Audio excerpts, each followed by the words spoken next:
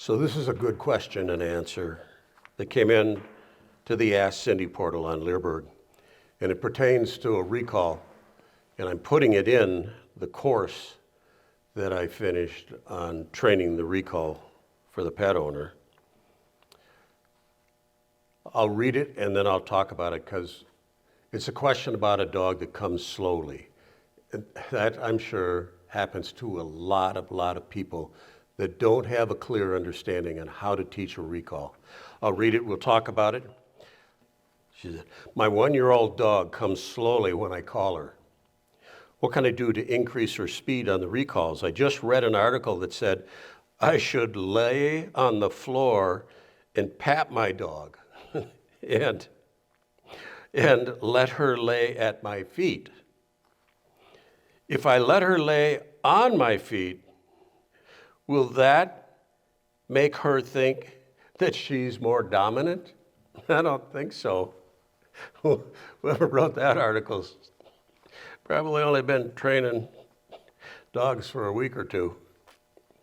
She does not seem dominant to me, but I wonder if these little things are slowing her recall down. No, 100% no, not at all. She's a very beautiful female, very substantial bitch, a lot of prey drive, and a very hard bitch. Thank you very much for the time you put into breeding your line and maintaining very good working lines. Well, I haven't, this must have been an old Q&A because I haven't bred. I did breed for 35 years, but I haven't bred since 2009. Cindy said, also, I don't worry too much about these kinds of things.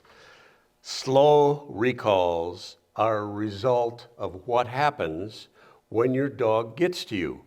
In other words, you have to give your dog a reason to come. If you're going to train with food, make sure your dog is hungry. Don't take him out and train the recall after you feed him.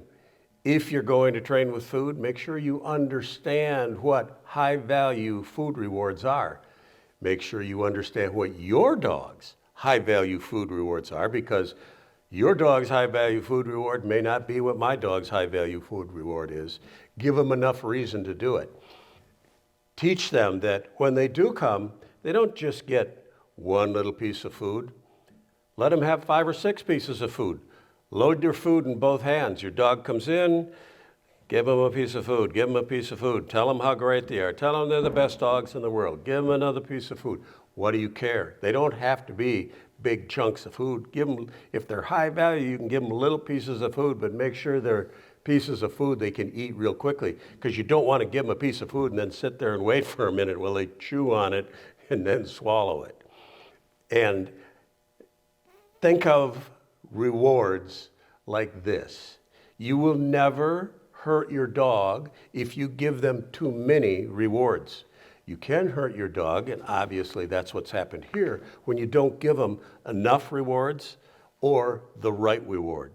Maybe your dog lives, dies, eats, and breathes for a ball. Okay, use that in your recall and the reason for the dog to come back. But if you're going to use a toy, make sure you teach the dog the rules of using a toy. And I've said this in a number of Q&As. We teach our dogs that all toys are our toys. We let our dogs play with our toys, but there are rules that go along with that play that they have already learned in our training program.